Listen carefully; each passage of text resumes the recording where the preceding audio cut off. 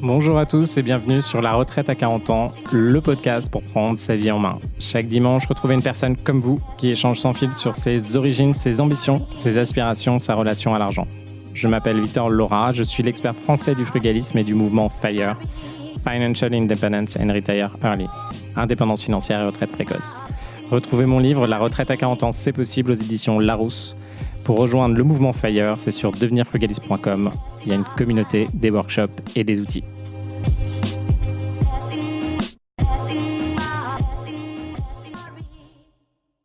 Bonjour à tous et bienvenue dans un nouvel épisode de La Retraite à 40 ans. Aujourd'hui, on traite un sujet qui revient assez souvent dans l'immobilier, c'est est-ce qu'il faut faire ses travaux soi-même ou pas ?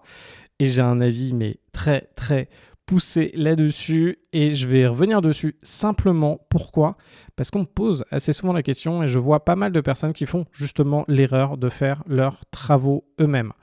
Alors quand on fait son premier chantier, moi ça a été exactement le cas, mon premier appartement il y a une quinzaine d'années, j'avais trouvé un appart, il y avait quelques travaux à réaliser, il fallait remettre donc c'est un appartement de 54 mètres carrés dans le 15e à Paris, à côté du métro Pasteur.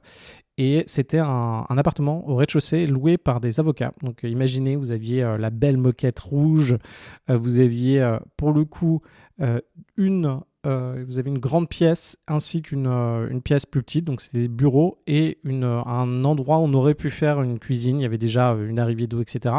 Et au fond des WC, tout était à refaire. Et lorsque j'ai fait l'acquisition de ce bien, j'ai vu les montants des travaux qui étaient nécessaires pour refaire donc, ces 54 mètres carrés. En tout, on était entre 30 et 40 000 euros de mémoire. Et lorsque j'avais vu cet appartement, je me suis dit, finalement, enlever une moquette, faire une cuisine, ça me semble pas compliqué. Et surtout, pour moi, les montants me semblaient conséquents par rapport à l'argent que j'avais à l'époque. Et surtout que je me disais qu'il fallait que je puisse emprunter la totalité pour faire les travaux. Et là, heureusement, à ce moment-là, sachant que je faisais de la fusion-acquisition, je cherchais cet appartement à l'origine, pas pour en faire de l'investissement locatif, mais pour me mettre en coloc avec un de mes amis ingénieurs qui faisait encore des études d'ailleurs à l'époque. Il continuait la prépa. Il avait redoublé, il avait cubé, donc il avait fait 3 ans de prépa. Moi, au bout de 2 ans, j'avais arrêté. Et là, en regardant ça, je me suis dit, ok, je fais les travaux, je vais pouvoir économiser 10 à 20 000 euros, c'est vachement bien, c'est beaucoup d'argent pour moi, etc. Et en échangeant avec mon père m'a dit, écoute Victor, je pense que c'est une très mauvaise idée que tu fasses ces travaux pour plusieurs raisons. L'une des raisons, c'est que la finition des travaux ne sera pas bonne. La deuxième, c'est que ça va te rajouter une charge mentale et une charge opérationnelle très forte dans un moment où tu as besoin de concentrer ton énergie autre part. Donc, je te conseille fortement de déléguer l'ensemble des travaux et de ne pas les faire avec ton ami qui était très motivé pour qu'on les fasse ensemble. Et de cette expérience-là, j'en ai tiré que je n'ai pas fait les travaux et je pense que c'est effectivement vraiment ce qu'il ne faut pas faire lorsque vous faites lorsque vous faites de l'immobilier. Alors, il y a plusieurs façons de voir les choses. La première façon, c'est simplement de vous dire où est-ce que vous voulez vous positionner aujourd'hui et quelle est la compétence que vous voulez acquérir. Faire des travaux, c'est exactement comme si demain, vous ouvrez un café et que dans votre café ou dans votre bistrot, vous avez de la restauration.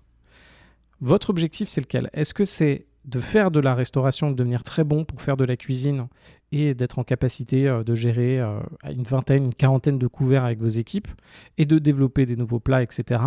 Ou est-ce que votre ambition, c'est d'ouvrir un premier bistrot, un premier café, de le gérer, de s'assurer que tout se passe bien, que les clients soient là, etc. Puis potentiellement d'en ouvrir un deuxième, un troisième, etc. L'immobilier, il faut bien vous positionner au bon endroit. C'est comme dans votre métier, il faut vous positionner au bon endroit. Si vous choisissez par exemple d'être développeur et d'être très bon dans ce que vous faites, c'est très bien. Sauf que vous n'allez pas pouvoir, par exemple, gérer des équipes plus grosses, avancer, gérer plusieurs projets, gérer plusieurs entreprises. Nous, quand on se lance dans FIRE, notre objectif, ça va quand même être de multiplier les opérations immobilières. Et dans multiplier les opérations immobilières, la partie travaux, on n'est pas là pour savoir tout faire, c'est-à-dire savoir faire de la peinture, savoir faire exactement des conduits d'évacuation, savoir isoler des murs, etc. on n'est pas là pour savoir le faire concrètement, manuellement, mais on est là pour comprendre comment ça fonctionne, comprendre quelles sont les étapes, comprendre quels sont les coûts, comprendre comment les simuler et comprendre comment s'assurer que ce soit bien fait. Et donc le positionnement n'est absolument pas le même. Donc la première étape, c'est de savoir comment vous devez vous positionner. Et il ne faut pas se positionner au mauvais endroit. Quand vous allez faire votre Fire, il y a plein de choses à savoir et il y a plein de choses que vous pouvez perdre en fait votre vie et votre temps dans des sous-domaines. Par exemple, vous pouvez passer votre temps à comparer tous les ETF qui existent, à faire la meilleure stratégie d'ETF qui va vous faire gagner 1% par an, etc. Alors que vous n'avez pas forcément de capital et que si vous regardez la vision générale, en fait, de gagner 1 ou 2% de plus, entre guillemets, si tout se passe bien, ça ne vaut pas le coup comparé à passer à l'action, faire de l'immobilier, lancer un business ou reprendre une boîte. C'est exactement la même chose quand on regarde de l'immobilier et de l'immobilier quand on doit faire les travaux. Si vous vous concentrez sur vous-même, faire le réagréage, vous-même déposer le parquet, reposer le parquet, vous-même changer les vitres, vous-même faire la peinture, etc., faire la cuisine, vous n'allez pas vous en sortir. C'est une question vraiment de positionnement. Le positionnement que vous devez avoir aujourd'hui, c'est le positionnement. L'immobilier, c'est un business pour vous et vous devez vous positionner comme celui qui coordonne tout le monde, qui arrive à sortir des projets et surtout qui arrive à les multiplier. On se rappelle, si vous faites bien de l'immobilier, un appartement ou un bien à 100 000 euros, vous allez faire 300 euros de cash flow. Un bien à 200 000, vous allez faire 600 euros de cash flow. Pour réussir à avoir ces cash flows-là, vous allez devoir être en capacité et pour réussir à atteindre votre objectif, qui peut être de 1000, 2000, 3000, 5, 10 000 euros par mois, vous devez être en capacité d'en faire 10 ou d'en faire 100 fois plus. Donc vous devez consacrer votre temps sur le sourcing, vous assurer que vous savez sourcer des biens qui fonctionnent et qui marchent bien, sur la partie gestion des équipes, donc bien vous entourer d'équipes de travaux pour que ça fonctionne bien, et en plus de ça, vous assurer que d'un point de vue fiscal derrière et exploitation, vous savez le faire. Et à chacune de ces étapes-là, vous allez déléguer les parties. Vous allez pouvoir déléguer des parties soit à des personnes qui concrètement vont faire le travail, donc ça peut être des artisans, soit à des personnes, soit des outils qui existent en ligne, dont les outils comptables aujourd'hui. Par exemple, moi pour mon LMP, donc aujourd'hui je suis en LMP, j'utilise je déclare mon meublé.com, je crois que j'utilise ça, et ça fonctionne pour moi, ils ont un système, je pourrais le refaire moi-même, je vois comment ça fonctionne derrière, mais par contre j'utilise directement leur système qui permet d'être à jour, de suivre les évolutions fiscales.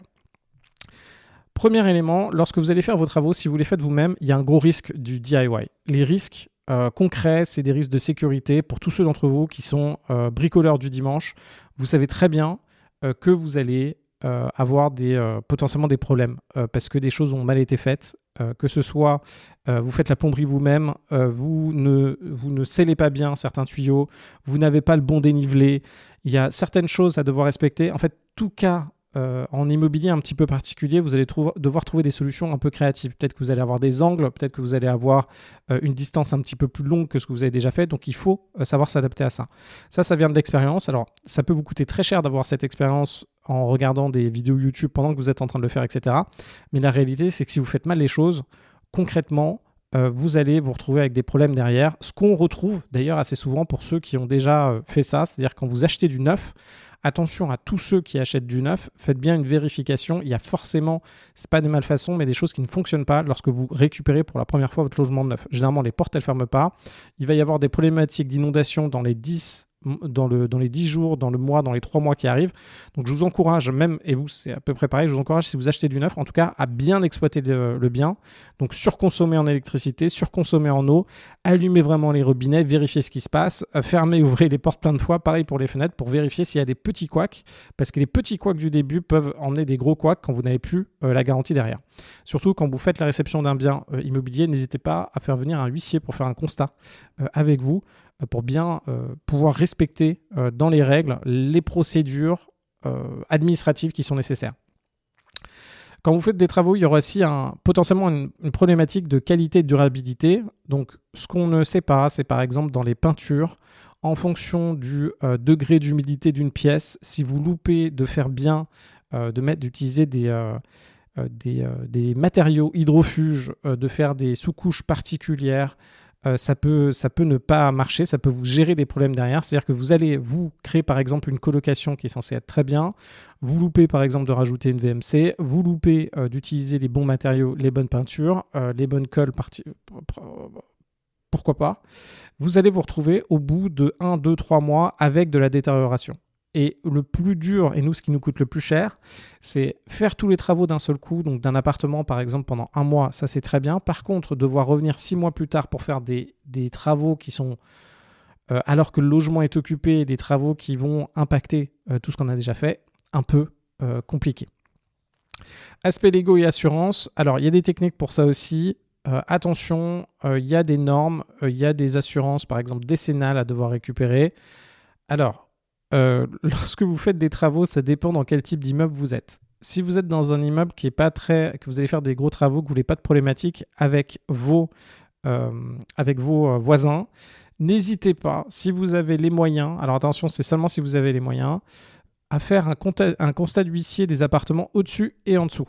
Pourquoi ? Parce que vous avez des voisins qui sont très sympathiques et qui vont utiliser le fait que vous fassiez des travaux dans votre appartement pour ressortir d'anciennes problématiques qu'ils ont, que ce soit des fissures qu'ils ont déjà chez eux, ce qui est normal dans les murs, des dégâts des eaux qu'ils ont chez eux, etc., etc. Ils risquent, alors ça ne m'est pas arrivé, mais c'est arrivé à certaines personnes que je connais, où les voisins vont vous contacter en disant « Ah tiens, j'ai un problème chez moi et c'est de votre faute ». Et ils vont essayer de faire jouer l'assurance, etc., etc. Donc, si vous voulez vous protéger contre ça, vous pouvez faire venir un huissier, faire un constat d'huissier à l'étage du dessus, l'étage du dessous, pour vous assurer de l'état du bien lorsque vous commencez à faire les travaux, pour ne pas vous retrouver mêlé à ça. C'est relié du coup aux normes. Vous avez des enjeux de normes décennales lorsque vous faites des travaux en fonction des problématiques que vous pouvez avoir. Que ce soit sur l'électricité pour votre assurance, si un jour vous avez un incendie, d'ailleurs qui ne vient pas de vous, parce que, alors moi j'ai eu le cas sur des prises grillées où j'avais une personne, donc ça c'est dans un immeuble que j'ai à Troyes, une personne qui s'appelle Élise, à l'époque, avait acheté un fer à lisser sur Wish qui était de mauvaise qualité, et du coup le fer à lisser a grillé la prise, ce qui potentiellement aurait pu mener à un incendie. Alors j'ai eu d'autres incendies, mais pas là. Si vous avez cette notion d'incendie, lorsque l'assurance va débarquer chez vous pour s'assurer que est-ce que c'est votre problématique, si ça se trouve, c'est vraiment pas votre installation électrique qui était problématique, c'était le fer à lisser. La seule problématique, c'est qu'on va vous demander vos assurances décennales. Si vous n'avez pas d'assurance décennale pour votre électricité, peu importe que ce soit le fer qui soit problématique, on va partir du principe que votre installation n'était pas conforme et non assurée.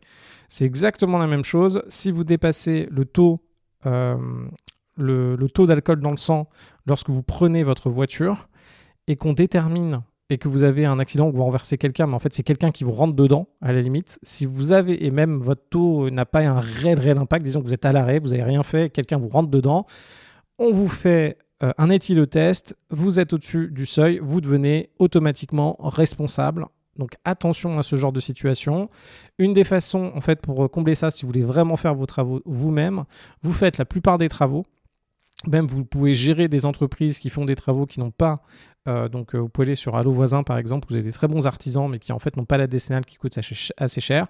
Vous pouvez gérer vous-même ces travaux-là avec ces artisans-là et derrière faire intervenir une entreprise tout corps d'État généralement qui va valider le chantier et faire une dernière étape sur le chantier, comme ça vous allez avoir sa décennale.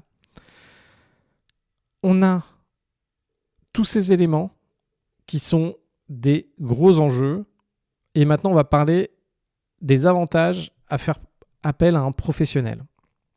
Donc, les professionnels, l'intérêt d'entre eux, c'est que, ils sont déjà beaucoup plus structurés, ils se posent beaucoup moins de questions que vous. Donc, les gars, si c'est des personnes qui sont habituées à faire des chantiers, moi, par exemple, ça fait plus de 10 ans, plus de 15 ans maintenant que je travaille avec la même équipe, donc l'équipe avec qui j'ai fait mon premier appartement.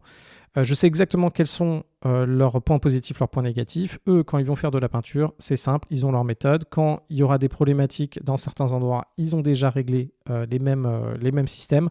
C'est beaucoup plus efficace.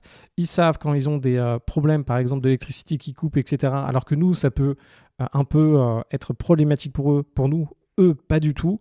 Donc, ils vont directement faire tout en place pour que ça cartonne et que ça marche bien. Ils savent traiter les problèmes, ce sera beaucoup plus propre. Je vous invite à tester de faire de la peinture dans la chambre de votre enfant, regardez réellement la qualité finale et demandez à quelqu'un de faire de la peinture qui est habitué à en faire au moins 30 heures par semaine. Vous allez voir concrètement la différence dessus. Si vous voulez quand même vous renseigner sur comment faire certains éléments. Alors moi, ce que je vous encourage de faire, c'est déjà, dans un premier temps, faites un devis détaillé de ce dont vous avez besoin. Donc là, ce qui est intéressant, donc, par exemple, c'est ce que je partage dans mes coachings, moi j'ai des devis détaillés de mes chantiers. Donc j'ai la sélection de exactement ce que je veux faire, donc c'est expliqué. Donc par exemple, ça peut être refaire une salle de bain. Après, je vais avoir la sélection de tout ce que je dois acheter pour refaire cette salle de bain. Donc ce qui est bien, c'est que ça vous permet de re-rentrer dans le détail. Donc c'est avoir le receveur de douche, la porte de douche, la bombe de douche, la colonne thermostatique, potentiellement le vasque céramique, etc. Donc j'ai la sélection de tout ce que je dois faire. Donc j'ai le visuel de ce que je vais réaliser. J'ai la sélection de tous les éléments que je dois acheter. Et en plus de ça, j'ai toutes les étapes en termes de comment faire une salle de bain. Si vous voulez vous renseigner là-dessus, moi ce que je vous encourage de faire, c'est déjà de regarder concrètement tout ce que vous devez acheter dans une salle de bain, de le faire vous-même. Vous pouvez vous aider avec ChatGPT pour qu'il y ait certains éléments. Par contre, repensez bien tous les éléments. C'est-à-dire qu'à la fin, une salle de bain, c'est très visuel. Vous voyez qu'il y a du parquet, vous voyez qu'il y a du sol, vous dites ok, bon bah des carreaux, faut que je refasse le sol, faut que je remplace par exemple, vous allez casser une baignoire pour mettre une douche, faut que je mette des WC. Et après chacune de ces étapes-là, vous pouvez aller sur des sites, donc sur YouTube principalement, et regarder concrètement sur Leroy Merlin, sur d'autres chaînes de YouTube qui vous expliquent en fait comment faire toutes ces étapes. Et vous tapez comment remplacer un WC, vous tapez comment installer une douche, vous tapez comment mettre du carrelage, vous tapez comment mettre l'électricité d'une salle de bain. Et en fait, vous pouvez vous renseigner avec ces vidéos. Vous allez y passer sur une salle de bain peut-être une demi-journée à regarder plein de vidéos de 10-30 minutes qui vont vous expliquer comment tout ça fonctionne. Et vous allez être en capacité intellectuellement de comprendre comment les travaux vont se passer. Ça, oui. Pour comprendre l'intellectuel, vous en avez besoin, c'est très bien. Comme ça, vous êtes informé, vous allez pouvoir voir les étapes, vous allez pouvoir bien comprendre et avoir cette expérience. Par contre, le faire vous-même, non. Alors, si vous voulez vraiment tester pour monter en compétence sur chacune des parties, je pense qu'il y a 2 solutions. Une des solutions, c'est les ateliers de Leroy Merlin qui sont franchement très sympas. Vous avez d'autres solutions, vous pouvez faire une semaine pour apprendre à, par exemple, l'électricité, vous pouvez faire un atelier d'une semaine. Il y en a qui font ça, pourquoi pas.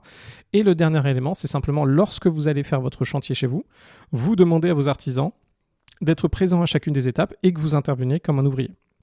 Vous leur dites, voilà, aujourd'hui on va poser le parquet, donc un parquet pointe de Hongrie, disons. Vous savez, c'est ceux qui sont alignés en diagonale là. Et vous allez demander à votre artisan, est-ce que je peux venir? Et vous allez faire la découpe d'un parquet et poser un parquet. Comme ça, c'est très ludique. Alors, moi, j'adore. Vous allez vous rendre compte de la difficulté que c'est aussi. Donc, vous allez peut-être poser 1 mètre carré de parquet et vous rendre compte que vous êtes épuisé et que là, il faut encore en poser 80 mètres carrés. Donc là, vous allez dire, ok, heureusement que quelqu'un d'autre le fait à ma place. Mais au moins, ça vous permet aussi de comprendre la différence entre quelque chose qui est bien fait et quelque chose que vous allez faire vous-même. Ça, c'est la partie sur les travaux. Donc moi, je vous encouragerai à faire ça. Alors, il y a des moments où en fait faire vous-même les travaux, ça peut être acceptable. Bon, faire les travaux vous-même pour que ce soit acceptable, alors même ces parties-là, potentiellement, moi je ne les fais pas. C'est-à-dire qu'il faut vraiment se dire que dans les travaux, même le montage des meubles, aujourd'hui je ne le fais plus. Alors ça peut vous sembler particulier, des meubles, j'en ai monté des tonnes et des tonnes. Vous imaginez, j'ai des espaces de coworking, 700 mètres carrés, je dois avoir, je sais pas, une centaine de tables, et il y en a beaucoup que j'ai monté moi-même dans des moments d'urgence. Donc, il faut être en capacité soi-même puis même mes premières colocs, j'ai monté les meubles, etc. Il faut être en capacité de le faire soi-même. Mais aujourd'hui, moi, ces tâches-là, je ne les ferai pas moi-même. Je les déléguerai aussi. Donc, même le montage de meubles, vous pouvez demander à vos équipes ou sinon, encore une fois, allez sur Allo Voisin. Vous avez des personnes qui sont très compétentes, qui sont très bien, qui ne prennent pas beaucoup d'argent. Il y a des techniques aussi pour avoir des factures. Il faut bien que vous ayez des factures quand même pour pouvoir, d'un point de vue fiscal, pouvoir pas payer au black, quoi. Et pouvoir faire rentrer tout ça dans vos dépenses, dans votre SCI ou dans votre LMNP ou dans votre foncier réel. En tout cas, même les meubles, je ne les montrerai pas moi-même et même mettre des cadres dans un appartement, je ne le ferai pas moi-même. Alors pourquoi? Parce qu'à chaque fois, il y a une notion de savoir-faire. Si vous voulez aligner par exemple 3 à 4 cadres les uns à la suite des autres, la façon de le faire qui marche quand même bien, c'est d'utiliser un système de laser où vous avez la ligne qui est parfaite, un deuxième laser pour avoir l'espacement, etc. Ou à la limite un mètre pour bien faire les éléments. Même cette partie-là, moi je la ferai plus moi-même aujourd'hui. Même accrocher une télé dans un mur, je le ferai pas parce qu'il faut avoir les bonnes... on n'a jamais les bons équipements. Donc en fonction du mur que vous avez, il faut savoir avec quoi le percer, il faut savoir quoi mettre comme cheville, etc. Ça, je ferai toujours appel à quelqu'un. En gros, ces parties-là, moi je délègue au maximum toutes ces parties-là, surtout qui ont un gros impact. Ce que vous pouvez faire, De votre côté, ça dépend. Les meubles, effectivement, vous pouvez les faire. Vous pouvez faire une partie de la peinture, mais attention à la peinture parce qu'il faut que ce soit propre. Ça dépend de ce que vous avez comme support principalement. Si vous avez de la toile de verre, c'est effectivement plus simple. Vous allez pouvoir, dans le jardin, faire le minimum. Et même là, vous allez pouvoir faire le montage de meubles. Mais en tout cas, moi, ce que je vous encourage, c'est vraiment de déléguer toute cette partie de l'immobilier. Votre vrai challenge, c'est pas de réussir à faire une salle de bain. Votre vrai challenge, c'est pas d'acheter un seul bien immobilier. Votre vrai challenge, c'est d'en faire 5 et 10 et de réussir à avoir 10 000 euros par mois grâce à votre IMO. C'est ça votre challenge et c'est là où il faut aller. En tout cas, si vous êtes motivé, vous avez le lien de mon coaching. On commence la semaine prochaine. Donc, n'hésitez pas à venir. On passe un an ensemble. Vous venez tout de suite, on fait un call strat, j'analyse votre besoin, c'est-à-dire là où vous voulez aller, on calcule votre endettement, on sélectionne directement votre stratégie immobilière, on sélectionne les biens en live qui sont rentables pour vous et on organise les visites pour que vous puissiez closer en moins d'un mois. Donc en tout cas, allez-y, moi je vous souhaite bonne chance, go, killez-moi tout ça.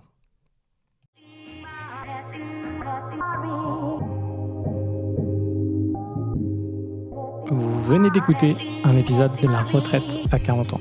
N'hésitez pas à en parler autour de vous, à vous abonner, à rajouter 5 étoiles et à mettre un petit commentaire. Ça nous aide vraiment beaucoup.